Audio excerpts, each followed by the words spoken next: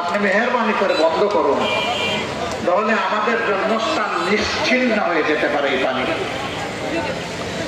রাসূল করিম সাল্লাল্লাহু আলাইহি ওয়াসাল্লাম নিজেকে সামলালেন, আবার মদিনার পথে রওনা করলেন। তিনি তার জন্মস্থানের জন্য যদি তার কলিজায় মোচড় দেয়, তাহলে আমাদের একটু মোচড় দেবে না?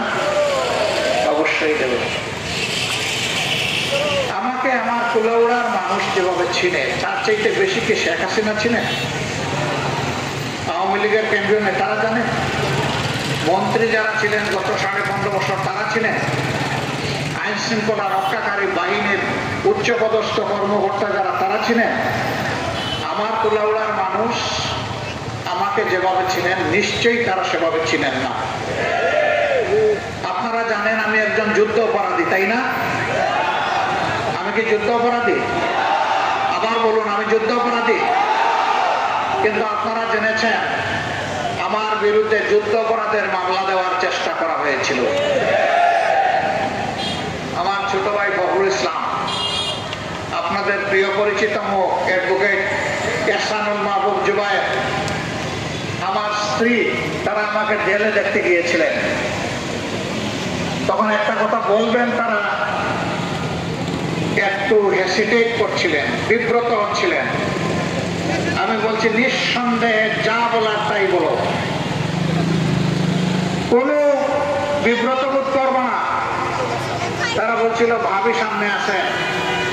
আমি বললাম ভাবি আমার জীবনের পার্টনার, তার সামনেই বলো, কোনো অসুবিধা নেই। আমি অনুভব করছিলাম তারা আমাকে কোনো দুঃসংবাদ দিতে এখানে এসেছেন, কিন্তু বলতে পারছেন না, বারবার যেন বাধাগ্রস্ত হচ্ছেন।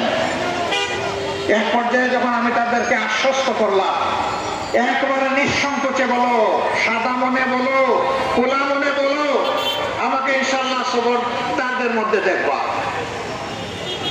তখন তারা বললো যে আপনার বিরুদ্ধে যুদ্ধ অপরাধের মামলা দেওয়ার চেষ্টা করা হচ্ছে। আমি বললাম আমি কোন জায়গার মানুষ খুন করেছি? বলে অমুক জায়গার মানুষ আপনি খুন করেছেন। আমি বললাম যে এই যুদ্ধের সময় আমার বয়স ছিল 12.5 বছর, আর এই জায়গাটা আমার জানা মতো বাড়ি থেকে 14 মাইল দূরে। এই 12.5 বছরের শিশু 14 মাইল দূরে গিয়ে মানুষ খুন করেছে, আলহামদুলিল্লাহ। যদি আমার বিরুদ্ধে এই মামলা দেয়, আমি সেজদায় পড়ে আল্লাহর শুকরিয়া আদায় করবো, কারণ এই মামলার মাধ্যমে প্রমাণ হবে অতীতের সমস্ত মামলা ছিল মিথ্যা। আমার ছোট ভাই এখানে হাজির, আমার এই কথা সাক্ষী সে। জুবায়ের দেশের বাইরে সফরে না থাকলে হয়তো আজকে এখানে থাকতেন। তারা যখন বের হয়ে গেলেন, আমি আমার ওয়াইফকে বললাম ভয় পেয়েছো? সে বললেন না, ভয় পাওয়ার কি আছে? যার বিরুদ্ধে মামলায় সেই যদি ভয় না পায়, আমি কেন ভয় পাবো?